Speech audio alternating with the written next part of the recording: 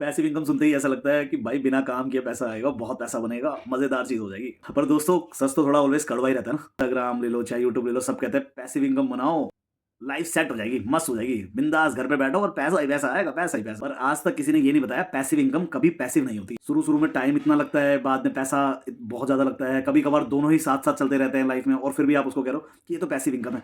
हो सकता है फ्यूचर में आपके वो पैसिव इनकम जनरेट कर दे, बट इनिशियली आपको दोनों चीज लगानी पड़ सकती है, टाइम भी पैसा भी। इन्वेस्टमेंट हो, बिजनेस हो या फिर कंटेंट क्रिएशन ही हो, सब में इनिशियली मेहनत लगती है, काफ़ी मेहनत लगती है। आपको उनके एल्गोरिथम समझना पड़ता है, आपको ट्रेंड समझना पड़ता है। ये सारी चीज़ें डिपेंड करती है कि आप कितना एक्सप्लोर कर रहे हो लाइफ में। पीपीसी का एक रूल है, प्लानिंग, पेशेंस एंड कंसिस्टेंसी। ये तीनों चाहिए ही चाहिए हर बार काम में इनिशियली। बड़ी गलती तो यही होती है, लोग स्टार्टिंग में ही रिजल्ट एक्सपेक्ट करने लगते हैं और सोचते हैं कि शुरू से ही पैसा बनेगा, खूब पैसा बनेगा, बट जब वो नहीं मिलता तो जल्दी गिव अप कर देते हैं। बट सच ये है, पैसिव इनकम शॉर्टकट नहीं, एक लॉन्ग टर्म प्रोसेस है जिसको फॉलो करना होता है स्टेप बाय स्टेप। अगर आप हायरार्की, एक सिस्टम फॉलो कर गए, एक प्रोसेस को फॉलो करके पैसिव इनकम जनरेट करोगे तो डेफिनेटली लॉन्ग टर्म में आपके पास पैसा आएगा ही आएगा। बिना किसी नींव के, फाउंडेशन के कभी कोई बिल्डिंग खड़ी नहीं होती। रियल फ्रीडम चाहते हो तो मेहनत से मत भागो, बल्कि मेहनत को स्मार्ट बनाओ। मिथ नहीं, रियल फाइनेंस समझना चाहते हैं तो follow the wealth compass. Over and out.